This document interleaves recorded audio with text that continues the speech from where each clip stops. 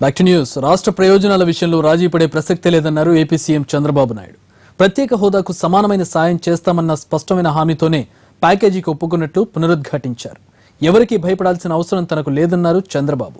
రాజకీయ లబ్ధి కోసం ప్రత్యేక హోదా పేరుతో జగన్ విద్యార్థులను తప్పుదోవ పట్టిస్తున్నారని సీఎం చంద్రబాబు మండిపడ్డారు. జనచైతన్య యాత్రలో భాగంగా కర్నూలు జిల్లాలో చంద్రబాబు పాదయాత్ర చేశారు. ఓర్వకల్లులో విద్యా సంస్థలు, పరిశ్రమలు ఏర్పాటు చేస్తామని తెలిపారు. పేదలకు ఇళ్లు కట్టిస్తామని హామీ ఇచ్చారు. ఉర్దూలో బీఈడీ చేసిన వారికి స్పెషల్ డిఎస్సీ ఉంటుందన్నారు.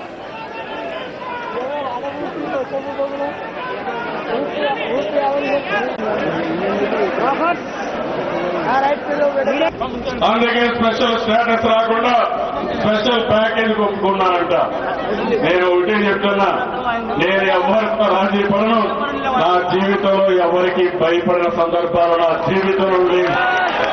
కరోనా నా మీద అటాక్ జరిగింది, దానికి కూడా భయపడలేదు. ప్రాణానికి భయపడినప్పుడు మనుషులకు నేను భయపడతాను. తమ్ముళ్ళు మీరందరూ అర్థం చేసుకోవాల్సిన అవసరం ఉంది. స్పెషల్ స్టేటస్ ఇచ్చే ప్రతి ఒక్కటి మీకు ఇస్తాం. పేరు మాత్రం ఇవ్వలేం కానీ అన్ని వస్తువులు ఇస్తామని నేను ఒప్పుకున్నాను. నేను కూడా చాలా తెలివైన వాళ్ళని.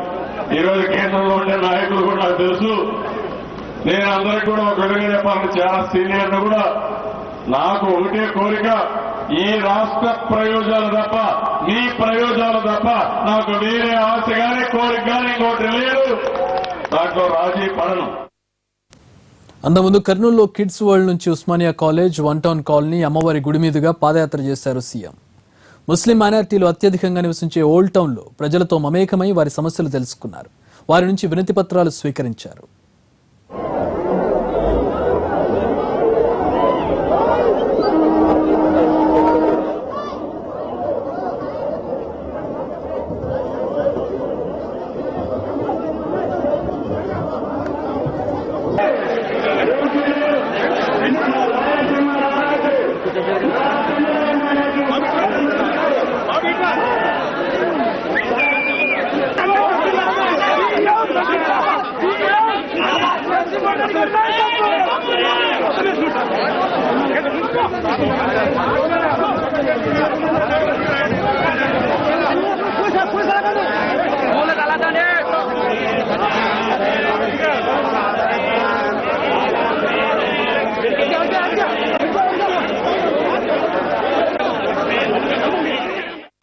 ఒకప్పుడు ఈ కర్నూలు మెడ్రాస్ నుంచి ఇక్కడికి వస్తే ఆ రోజు రాజధానిగా ఉన్న నగరం ఇది.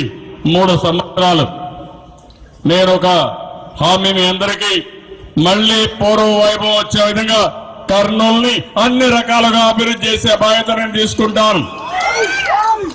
210 కోట్ల రూపాయలు ఇప్పటికే కార్యక్రమాలపైన పెట్టాం.